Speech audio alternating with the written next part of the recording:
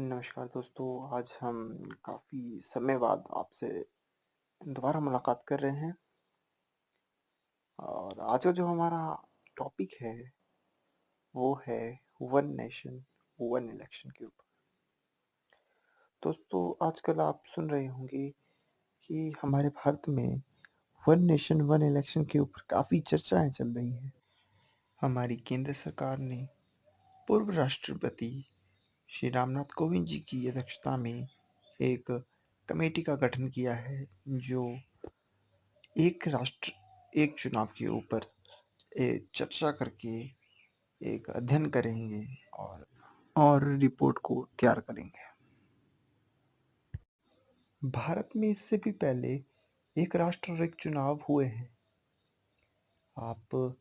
आपने देखा होगा 1952 से लेकर 1967 के दौर में भारत में जब केंद्र के चुनाव होते थे, सेंटर के चुनाव होते थे, तो उसी समय भारत में विधानसभाओं में भी चुनाव चलते थे। परंतु 1966 के बाद कुछ पॉलिटिकल राजनीतिक कारणों के कारण ये संभव नहीं हो पा रहा था कि केंद्र और राज्यों में एक साथ चुनाव हो। अलग-अलग राज्यों में अलग-अलग उसके बाद चुनाव होने शुरू हो गए, अलग-अलग समय पे चुनाव होने शुरू हो गए।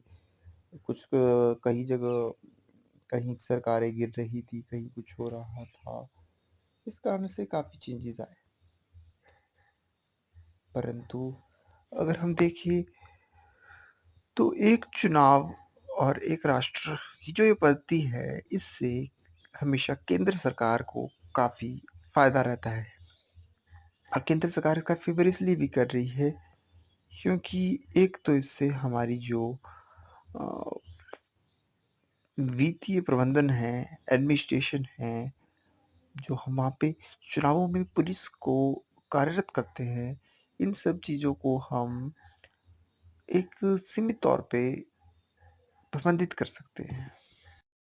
एक राष्ट्र एक चुनाव से हम जो हमारा खर्चा चुनावों में आता है, उसे सीमित कर सकते हैं क्योंकि जब एक राष्ट्र और एक चुनाव होगा तो एक ही समय पर पूरे देश में चुनाव किए जाएँगे, जिससे कि एक ही समय जो वोटिंग मशीन्स है, वीवीपैट है, आपका ईवीएम्स है, उसमें जो खर्चा आएगा, उसको हम एक ही समय यूज़ करेंगे, एक ही बार यूज़ करेंगे और जैसे आपके एडमिनिस्ट्रेटिव है, आपके पुलिसेस फ़ोर्सेस है, आर्मी फ़ोर्सेस है, आपको पता होगा जब भी इलेक्शन होते हैं तो इन फ़ोर्सेस का ज़्यादा इस्तेमाल किया जाता है। आपकी दोस्तों, वन नेशन वन इलेक्शन के जहाँ कुछ फ़ायदे हैं, वहाँ कुछ नुकसान भी है। आइए हम दोनों पहलुओं को समझते हैं और जानते हैं। लेकिन जितना आसान हमें वन नेशन वन इलेक्शन लग रहा है, वो उतना आसान नहीं है। इसके लिए केंद्र सरकार को, राज्य सरकारों को मनाना पड़ेगा कि वो अपनी-अपनी विधानसभा को विघटित करे, डिसॉल्व करे, जिससे कि सारे एक साथ चुनावों को आयोजित किया जा सके और ये करना काफ़ी मुश्किल है क्योंकि जैसे जिन-जिन राज्यों में अगले 1 या 2 साल में इलेक्शन है, वो राज्य तो शायद मान भी जाए इस चीज़ के लिए। लेकिन जिन राज्यों में अभी सरकार बने हुए 1 साल भी नहीं हुआ है, जैसे हिमाचल प्रदेश हो गया, गुजरात हो गया और आपका कर्नाटका हो गया, तो उन राज्यों को समझाना काफ़ी मुश्किल भरा होगा।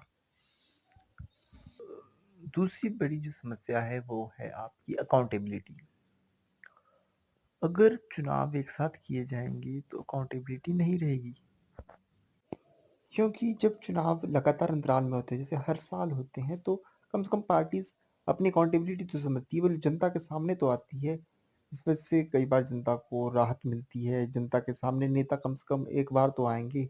लेकिन जब वन नेशन वन इलेक्शन होगा तो नेता लोग अपनी रिस्पॉन्सिबिलिटी, अकाउंटेबिलिटी नहीं निभा पाएँगे। वो 5 साल तक तो वो दर्शन नहीं देंगे अपने लोगों को।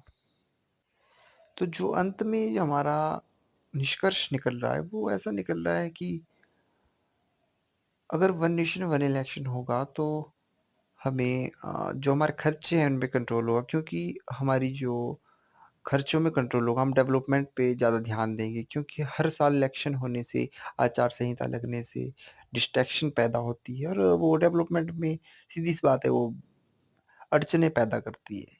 लेकिन जब वन नेशन वन इलेक्शन होगा तो आपको पता है 5 साल तक आपके पास समय-समय आप रैलीज़ में टाइम वेस्ट नहीं करोगे और आपके जो एडमिनिस्ट्रेशंस है वो अपना कार्य कहीं और अपनी एफिशिएंट वर्क कर सकते हैं ईज़िली। सेंट्रल गवर्नमेंट बेशक जिन राज्यों में बीजेपी की सरकार पिछले 1 साल में बनी है, उन राज्यों को तो समझा दे। लेकिन जहाँ पर ऑपोजिशन है, जहाँ पर भाजपा सरकार नहीं है, वहाँ उनको समझाने में काफ़ी दिक्कत आ सकती है। तो ये भी एक इश्यू है और उसके अलावा जहाँ वन नेशन वन इलेक्शन के कुछ फ़ायदे हैं, वहाँ कुछ नुकसान भी है। सबसे बड़ा नुकसान ये है कि अगर वन नेशन वन इलेक्शन होता है तो जो हमारे लोकल मुद्दे हैं वो लोकल इश्यूज को इतना तूल नहीं मिलेगा। सेंट्रल इश्यूज इन पे हावी हो जाएंगे जिससे कि इलेक्शन एक तरीके से सेंट्रल लेवल पे ही माना जाएगा। बेशक इन आपके लोकल मुद्दों को कोई ज़्यादा तूल नहीं मिलेगा। और दूसरी जो बात है, अगर हमें वन नेशन वन इलेक्शन को इम्प्लीमेंट करना है तो उसके लिए हमारे को कॉन्स्टिट्यूशनल अमेंडमेंट्स करने पड़ेंगे, कॉन्स्टिट्यूशनल स्ट्रक्चर में चेंजेस लाने पड़ेंगे जिससे कि हम ये आसानी से कर सकें। और दूसरी बात ये है कि हमें अपनी ओपोजिशंस पार्टियों का भी एक तरीके से जब तक उनका साथ नहीं मिला, जब तक उनका समर्थन नहीं मिला तो हम वन नेशन वन इलेक्शन को अच्छी तरीके से लागू नहीं कर सकते हैं। होपफुली आप अपना व्यू बता सकते हैं इस पे कि वन इलेक्शन से क्या इंडिया को बेनिफिट है या इंडिया को लॉस है।